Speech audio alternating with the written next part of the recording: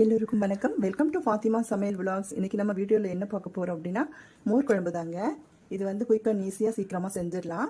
என்னுடைய மெத்தடில் நான் செய்ய போகிறேன். நிறைய பேர் நிறைய வெரைட்டியில் செய்வாங்க. நான் செய்கிற மெத்தட் எப்படின்றது உங்களுக்கு நான் காமிக்கிறேன். அதுக்கு முதல்ல ஃபாத்திமா சமையல் விலாக்ஸை சப்ஸ்கிரைப் பண்ணாதவங்க ப்ளீஸ் சப்ஸ்கிரைப் பண்ணிக்கோங்க. இப்போ வாங்க வீடியோக்குள்ளே போகலாம்.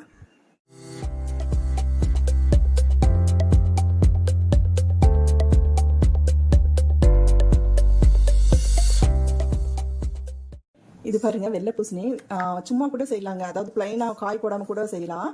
காய் போடாமல் செஞ்சாலும் நீங்கள் அதே அளவில் நீங்கள் செஞ்சுக்கலாம், ஒன்றும் பிரச்சனை இல்லை. நம்ம காய் வந்து கொஞ்சம் எக்ஸ்ட்ரா போட போகிறோம். எனக்கு பூசணிக்காய் பார்த்தீங்கன்னாக்கா எனக்கு இது வந்து ஒரு 15 days மேலே ஆயிடுச்சு. கொஞ்சம் வேஸ்ட்டும் ஆயிடுச்சு. சரி, இது என்ன பண்ணலாம், சாம்பார் பண்ணலாமான்னு யோசிச்சுட்டு இருந்தேன். சாம்பார் பண்ணுறதுக்கு எனக்கு இந்த காய் பத்தாது. ஏன்னா எனக்கு ரொம்ப எனக்கு வந்து வெண்பூசணி ரொம்ப பிடிக்கும் எனக்கு. அதனால வந்து சரி, திடீர்னு எனக்கு கொஞ்சம் உடம்பு முடியாதனால சரி இன்னைக்கு வந்து இது மோர் குழம்பு வச்சிடலாமே அப்படின்னு சொல்லிட்டு இப்போ நான் செய்ய போகிறேன். இது வந்து பார்த்தீங்கன்னா எல்லாம் க்ளீன் பண்ணி எடுக்கும்போது ஒரு கப்பு வந்திருக்குங்க. ஒரு கப் தயிர் வச்சுருக்கேன். கெட்டி தயிர் தான் இது.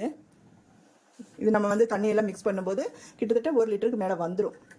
இப்போ வந்து பார்த்தீங்கன்னா இது வந்து துவரம்பருப்பு. சில பேர் கடலைப்பருப்பு போடுவாங்க. நான் துவரம்பருப்பு தான் நான் போட்டு செய்ய போகிறேன். இது வந்து பார்த்தீங்கன்னா ஒரு 10 நிமிஷம் வந்து நம்ம ஊற வச்சுக்கலாம். இது அப்படியே ஊறட்டும். இது ஊறட்டும். நம்ம இப்போ என்ன பண்ண போகிறோம் அப்படின்னாக்கா, வாஷ் பண்ணி வச்சுருக்கேங்க நான். வெள்ளை பூசணிக்காய் வந்து நான் ஆல்ரெடி வாஷ் பண்ணி வச்சாச்சு. நம்ம வந்து இதில் வந்து கொஞ்சம் உப்பு மஞ்சளும் போட்டு ஒரு விசில் விட்டுக்க போகிறோம். இது கொஞ்சம் டைம் எடுக்கும். சும்மா நம்ம வெறும் பாத்திரத்தில் போட்டு வேக வைக்கும்போது கொஞ்சம் டைம் எடுக்கும். அதனால வந்து நம்ம வந்து ஒரு விசில் விட்டுக்கலாம். இப்போ காய் வேகிறதுக்கு ஒரு 2 டம்ளர் வந்து தண்ணி ஊற்றிக்கலாம்.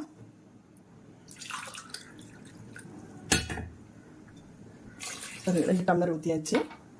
அடுத்தது கொஞ்சமாக உப்பு, கொஞ்சமாக மஞ்சள் பொடி இப்படி கலந்துட்டு நம்ம வந்து ஒரே ஒரு விசில் விட்டு எடுத்துக்கலாங்க.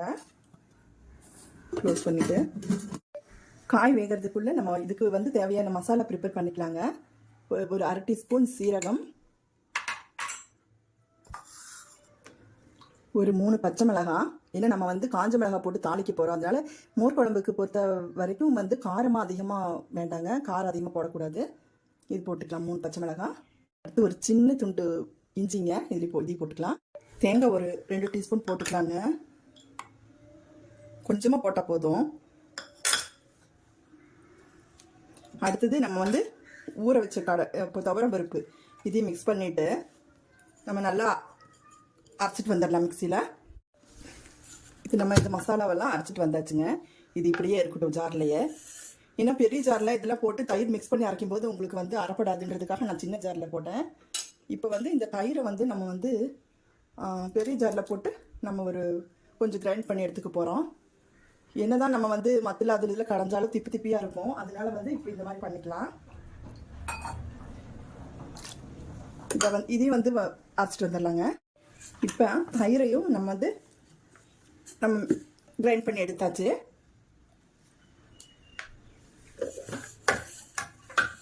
இப்போ வந்து அரைச்ச விழுதை வந்து இதோட ஊற்றிடலாம்.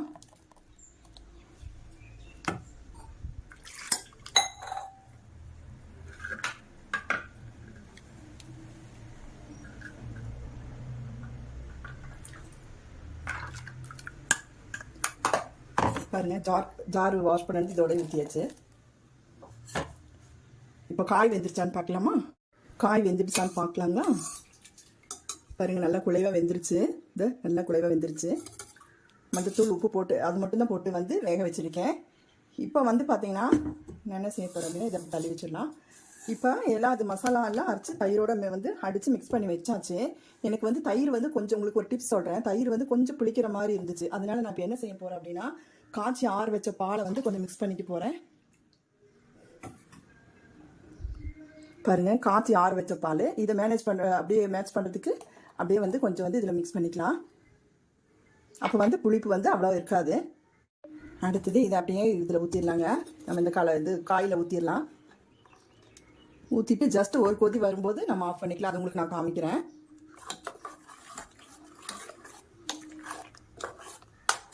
இப்போ தேவையான உப்பு போட்டுக்கலாம்.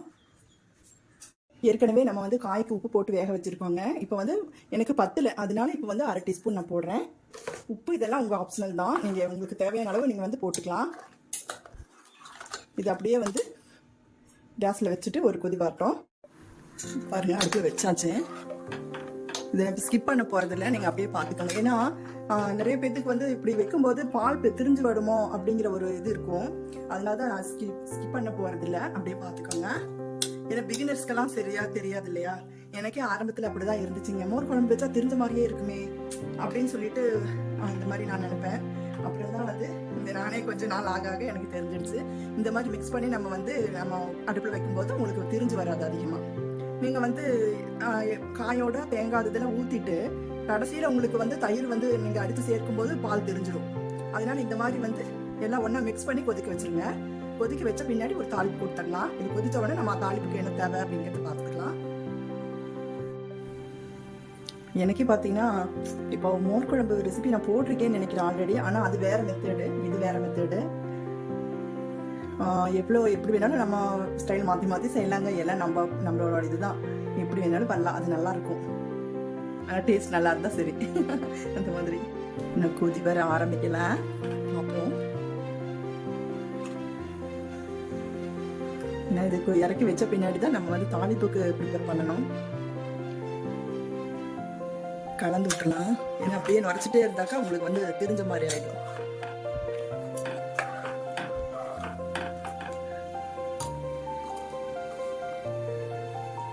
பால் ஊற்றினங்காட்டிக்கு எனக்கு வந்து அந்த புளிப்பை எடுத்துருச்சுங்க. பாலும் தேங்காய் நீங்கள் இது பண்ணும்போது உங்களுக்கு நைட்டு கூட நீங்கள் சாப்பிட்லாம் இது. ஏன்னா தேங்காய் ஊற்றும்போது உங்களுக்கு வந்து அதிகமாக புளிப்பு இருக்காது, புளிப்பை எடுத்துடாது தேங்காய்.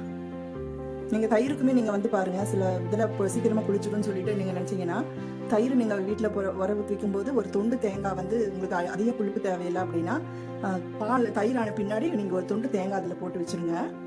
அப்போ வந்து உங்களுக்கு அதிகமாக புளிப்பு இருக்காது. ஏன்னா புளிப்பு இருந்தால் யாருக்குமே சாப்பிட்றதுக்கு அது ஒரு மாதிரி இருக்கும். புளிப்பு சாப்பிட்றவங்க இருக்காங்க, அது ஒரு சிலர் தான். நிறைய பேர்த்துக்கு புளிப்பு பிடிக்காது.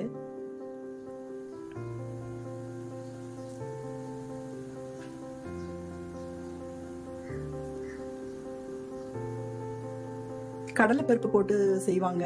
கடலைப்பருப்பு வந்து அது வந்து ஒரு மாதிரி எனக்கு பிடிக்காதுங்க, பச்சை வாசம் அடித்த மாதிரி இருக்கும். அதனால தான் துவரம் பருப்பு போட்டிருக்கேன். நீங்கள் பருப்பு போடாமல் துவரம் பருப்பு எதுக்கு, இந்த பருப்பு கடலைப்பருப்பு இதெல்லாம் எதுக்கு போடுறது அப்படின்னா கொஞ்சம் திக்னஸ் கொடுக்கும், அதுக்கு வேண்டி போடுறது தான். என்ன இல்லாட்டி தண்ணி மாதிரி இருக்கும் அப்படின்னு சொல்லிட்டு ஒவ்வொருத்தருக்கும் ஒவ்வொரு டேஸ்ட்டு. தண்ணி மாதிரி பிடிக்கிறவங்களுக்கு வந்து இந்த பருப்பு இதெல்லாம் போட வேண்டாம் அவசியம் இல்லை. தேங்காய் மட்டும் இது பண்ணி ஊற்றினாலும் போதும். இல்லை தேங்காய் வேண்டாம்னாலும் பருப்பு மட்டும் போதுனாலும் ஊற்றிக்கலாம். நம்மளோட இது கொதிக்கிறதுக்கு வேண்டியே வெயிட் பண்ணிட்டு இருக்கேன். நீங்களும் பொறுமையோட பாருங்க. இன்னும் நிறைய பேர்த்துக்கு பொறுமை இருக்காது, அதனால கொஞ்சம் எடிட்டிங் பண்ணும்போது கொஞ்சம் ஸ்பீட் பண்ணி விட்டுறேன்.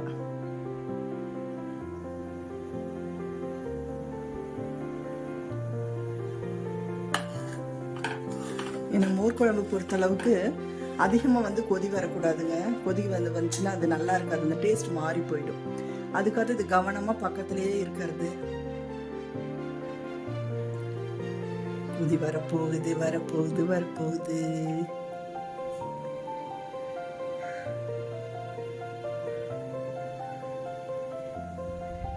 அவ்வளோதான் பாருங்க, கொதி வந்தாச்சுங்க. ஏன்னா கொதி வராமல் இருந்தாலும் சில பேர்த்துக்கு கோல்டு வந்து சேராது இல்லையா, அதுக்காகத்தான் இப்படி சொல்றது. ஓகே, டன், முடிஞ்சது. இனி அடுத்த ப்ராசஸ் என்னன்னு பார்த்தீங்கன்னா தாளிப்பு கொடுத்துடலாம். இது ஆஃப் பண்ணிடலாம். ஆஃப் பண்ணியாச்சுங்க, கேஸ் ஆஃப் பண்ணிட்டேன். அவ்வளோதான். இப்போ இது ஒரு மூடி போட்டுட்டு இது அப்படியே அவங்கள வந்து ஒரு ஓரம் கட்டி வச்சுடுவோம். இவங்க வேலை முடிஞ்சது. இப்போ குழம்பு தாளிச்சிக்கலாங்க. மோர் குழம்புக்கு தேவையான இன்க்ரீடியன்ஸ் என்னென்னு பார்க்கலாம். பாருங்கள், ஒரு 4 சின்ன வெங்காயம் கட் பண்ணி வச்சுருக்கேன், 4 பூண்டு கட் பண்ணியிருக்கேன். பூண்டு ஆப்ஷனல் தான், பூண்டு தேவை. என்னடா பூண்டு போட நினைக்காதீங்க, சில பேர் போட மாட்டாங்க, நான் போடுவேன், போட்டால் நல்லாயிருக்கும். 2 வந்து மிளகாய் போட்டுக்கலாம், காய் எடுத்து கிள்ளி வச்சுருக்கேன். மல்லித்தலை கடைசியில் போட்டுக்கலாம், கருவேப்பிலை. இப்போ வந்து இது கடுகு இதெல்லாம் நம்ம வந்து போடும்போது உங்களுக்கு நான் சொல்கிறேன் ஒன்றுன்னா. இப்போ கேஸ் ஆன் பண்ணிக்குவோம். ஆன் பண்ணிவிட்டு ஒரு தாளிப்பு கரண்டி வச்சாச்சுங்க. ஆல்ரெடி இது தாளிப்பு கரண்டி வந்து காஞ்சிடுச்சு, காய வச்சுருக்கேன் நான். இப்போ வந்து தேங்காய் எண்ணெய் ஊற்றிக்கலாம். ஒரு 2 டேபிள் ஸ்பூன் அளவுக்கு தேங்காய் எண்ணெய் ஊற்றிக்கலாம். தேங்காய் எண்ணெய் ஊற்றி நீங்கள் தாளிக்கும் போது குழம்பு வந்து ரொம்ப டேஸ்ட்டாக இருக்கும். காயட்டும், என்னென்ன போடுறதுன்னு காமிக்கிறேன் உங்களுக்கு.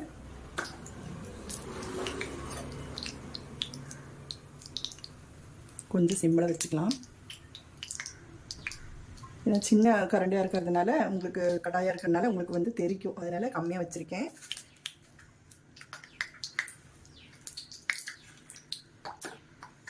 இப்போ வந்து கடுகு உளுந்து பருப்பு போட்டுக்கலாம்.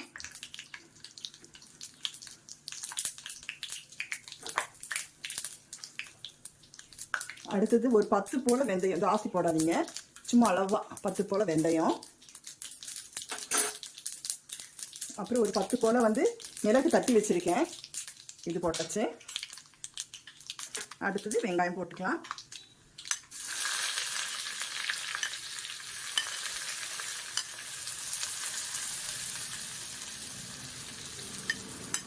அடுத்தது பூண்டு. ஏன்னு பார்த்தீங்கன்னா அந்த மோர் குழம்புக்கு டேஸ்ட் கொடுக்கறதே பார்த்தீங்கன்னாக்கா இந்த தாளிப்பு தாங்க. இதெல்லாம் போட்டால் இன்னும் டேஸ்டாக நல்லாயிருக்கும்.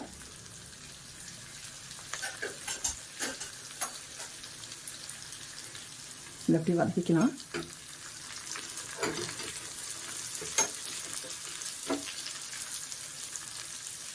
கருவேப்பிலெல்லாம் வந்து அப்புறமா தான் போடணும். இப்போ காஞ்ச மிளகாய் போட்டுக்கலாம்.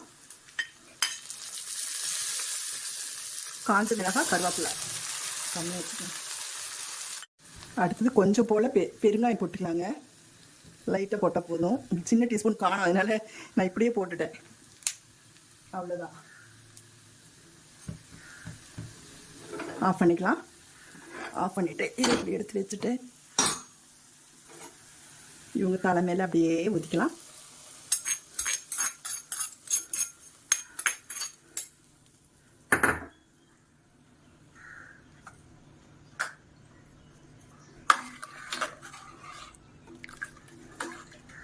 ஒரு கலக்கியாச்சு. இப்போ டேஸ்ட் பண்ணி பார்ப்போம்.